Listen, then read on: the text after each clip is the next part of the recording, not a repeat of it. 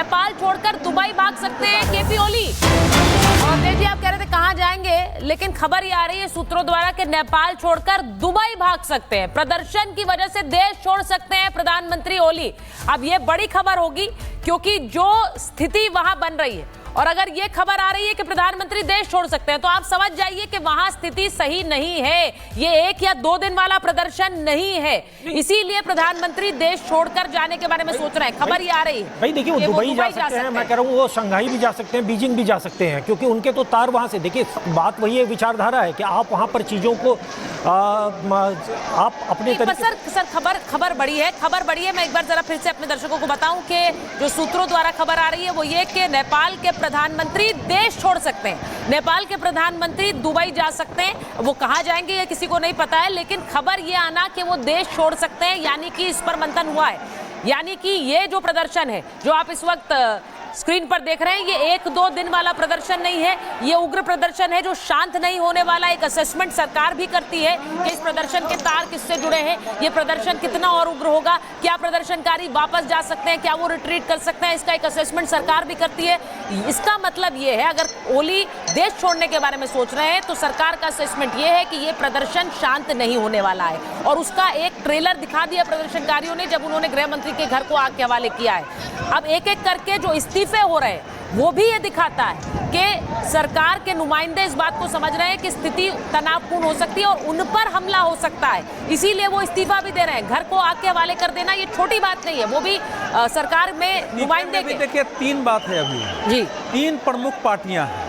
अगर प्रचंड के घर पर हमला होने का मतलब है कि सीपीएम माओवादी को भी लोग नकार रहे हैं। कांग्रेस के मंत्री इस्तीफा दिया, जो गृह मंत्री थे, उनके घर पर हमला हो रहा है, यानी कांग्रेस को भी लोग नकार रहे हैं। और केपी शर्मा ओली को, इसका मतलब यूएमएल को भी नकार रहे हैं। तो अगर कंप्लीट थोड़ी छोटी छोटी मधेसी पार्टियों के नेताओं के बारे में हमको नहीं पता है कि उनके घर पर हुआ नहीं है, लेकिन 3 राष्ट्रीय बड़ी पार्टियों को अगर जनता नकार रही है, लेकिन अभी तक कांग्रेस सबसे बड़ी पार्टी है, गृह मंत्री ने इस्तीफा दे दिया, लेकिन सरकार से समर्थन वापसी की घोषणा नहीं किया है। जब तक कांग्रेस पार्टी समर्थन वापस की घोषणा नहीं करेगी तब तो सरकार अभी तक संविधान के अनुसार बहुमत में है, तो ये क्यों नहीं कर रही है, ये हमको समझ में नहीं आ रहा है अभी तक कि क्या चल रहा है। क्योंकि कल कैबिनेट मीटिंग की खबर थी कि जब गृह मंत्री ने कहा कि हमको सोशल मीडिया से बैन हटाना चाहिए, तो केपी शर्मा ओली जी ने कहा नहीं, हम तो इस अपने स्टैंड पर फर्म है, क्योंकि ये देश विरोधियों का है, कुछ लोगों के रोजगार से बड़ा देश की सुरक्षा है, इसमें अराजक और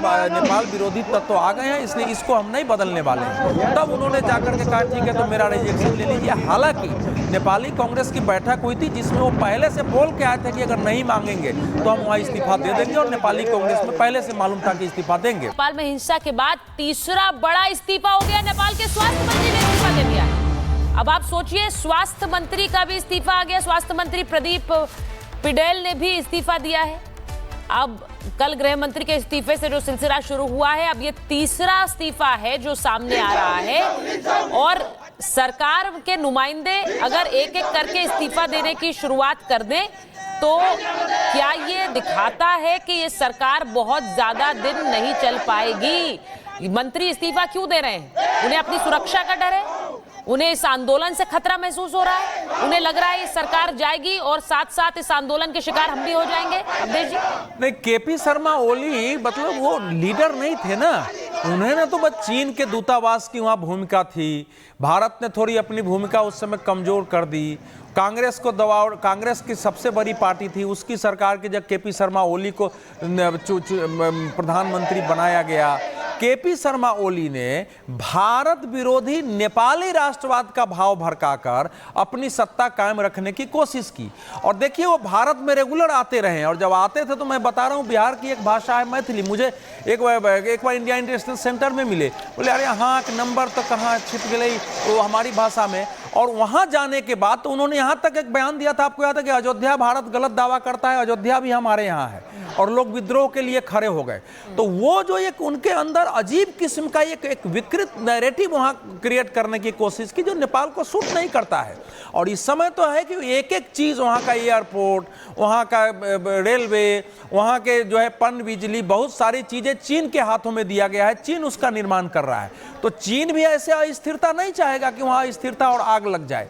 अभी कम्युनिस्ट पार्टी के लगभग 2 दर्जन नेता चीन में ट्रेनिंग लेने गए थे कि वो चीन से कम्युनिस्ट पार्टी का कैसे पार्टी चलाए, कैसे करें, वहां से ट्रेनिंग लेकर के लौटे थे।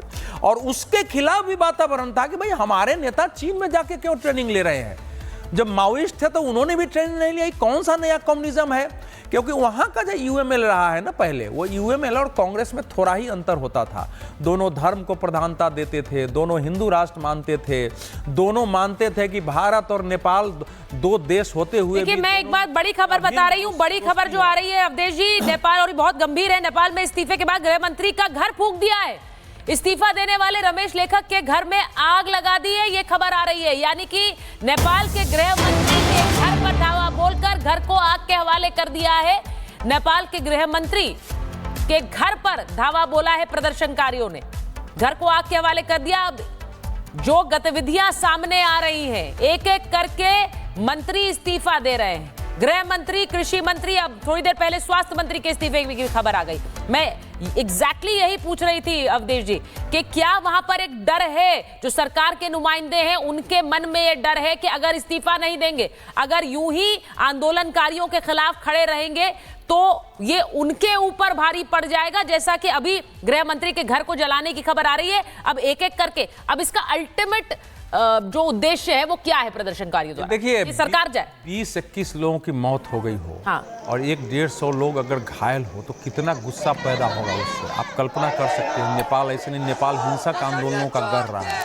आज भी माओइस्टों ने हथियार डाल दिया, लेकिन वो भाव है जो उन्होंने युद्ध लड़ा है। और यहाँ अलग अलग प्रकार के तत्व हैं, एक भयानक परिस्थिति है। सबको मालूम है कि इतनी बड़ी गलती हो गई, उसमें हम कहाँ रहेंगे। और दूसरा, एक गठबंधन की सरकार है, कोई बहुत ज़्यादा ऐसा नहीं है कि कोई एक लीडर को मान करके चल रहा है। और नेपाल में बहुत लीडरशिप इस समय इतनी कमज़ोर है कि किसी की बात कोई अगर राष्ट्र का संबोधन भी करे, केपी शर्मा ओली ने यह भी साहस नहीं किया कि हम राष्ट्र को संबोधन करें, उनकी पार्टी में फूट पड़ चुकी है। तो अब तो लेकिन छोड़ के मान लीजिए प्रधानमंत्री इस्तीफा दे दे इस समय, तो नेपाल के क्या स्थिति बनेगी इस समय। इंटरिम गवर्नमेंट जो बनेगी उसमें कोई नाम होगा ना, या तो सुप्रीम कोर्ट के चीफ जस्टिस को ले आएंगे, राष्ट्रपति के हाथ में इंटरिम गवर्नमेंट होगी, कोई एक लीडरशिप होगा। मैं तो नेपाल के नेताओं को सामने आना चाहिए अभी समय, जो सत्ता में नहीं है। सर आ रही है एक और बड़ी जानकारी आ रही है, पूर्व प्रधानमंत्री नेपाल के पुष्प कमल दहल प्रचंड के घर पर भी हमला हुआ है। वहां पर भी हमले की जानकारी मिल रही है। एक तरफ गृह मंत्री के घर को फूंक दिया है, वहीं पूर्व पीएम प्रचंड के घर पर भी हमला किया गया है। ये नाराजगी कहां पर कहां तक बढ़ती जा रही है, धीरे धीरे तस्वीर साफ हो रही है। और बहुत बड़ी संख्या में एक तरफ लोग सड़कों पर इकट्ठे हैं, वहीं अब नेताओं के घर को टारगेट किया जा रहा है, क्योंकि नेताओं को लेकर ही यहाँ के युवाओं में, यहाँ प्रदर्शनकारियों में नाराजगी है।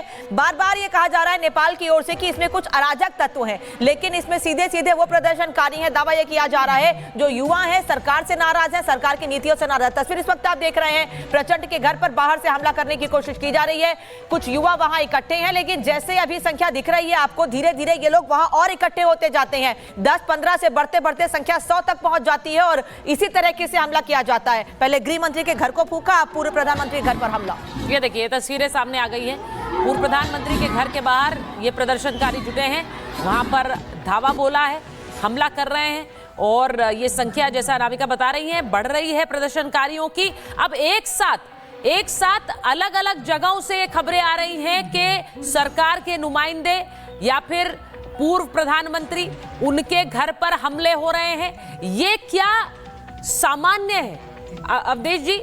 ये ऑर्केस्ट्रेटेड नहीं कहूं इसे तो क्या कहूं कि आप एक साथ पहले गृह मंत्री के घर पर हमला कर रहे हैं, उसे आग के हवाले कर रहे हैं, पूर्व प्रधानमंत्री के घर पर आपने हमला बोल दिया है, आप वहां प्रधानमंत्री के घर के बाहर पहुंच गए हैं और वहां आपने इसे वहां हमला बोल दिया है। ये सब कुछ ऑर्केस्ट्रेटेड नजर आता है। इस बीच एक और बड़ी खबर आ रही है, ये तस्वीर जो दिखा रहे हैं, इसी तरह एक और खबर बता दें आपको कि पश्चिमी प्रांत के सीएम के दफ्तर पर भी धावा बोला गया है। सीएम के दफ्तर में प्रदर्शनकारी घुस गए हैं, दफ्तर के भीतर घुस गए प्रदर्शनकारी। कल तक संसद परिसर में घुसे थे, वहां से उन्हें हटाया गया तो झड़प हुई थी, आज भी झड़प की तस्वीरें सामने आई। और अब पश्चिमी प्रांत के सीएम के घर पर भी प्रदर्शनकारियों ने धावा बोल दिया है। एक तरफ नेपाल में पूरे शहर में सड़कों पर युवा इकट्ठे हैं और अब नेपाल के और लोगों का समर्थन भी युवाओं को मिलता जा रहा है। ये तस्वीर देखिए जरा, ये स्टील का जो बैरिकेड है ये युवा उठाकर ले जा रहे हैं। अब ये कहां ले जा रहे हैं, कहां लगाने के लिए ले जा रहे हैं, ये समझ नहीं आ रहा है, लेकिन वो उठाकर ले जा रहे हैं। एक और बड़ी खबर बताएं, नेपाल में युवाओं ने कर्फ्यू की धज्जियां उड़ा दी हैं। काठमांडू के कालांकी इलाके में भारी हंगामा हुआ है। नेपाल संसद भवन के बाहर हिंसक प्रदर्शन हो रहा है। सेना पुलिस का आदेश नहीं मान रहे हैं प्रदर्शनकारी। तो सेना जो कह रही है, क्योंकि आर्मी को लगाया गया है, सेना की बात नहीं मानी जा रही। पुलिसकर्मी इन प्रदर्शनकारियों के आगे विफल नजर आ रहे हैं, क्योंकि बड़ी संख्या में अलग अलग जगह पर ये प्रदर्शनकारी सड़कों पर उतर रहे हैं। अभी जो तस्वीर आई आपने देखी, देखिए अब ये आंदोलन अराजक हिंसक आंदोलन में बदल गया है और तो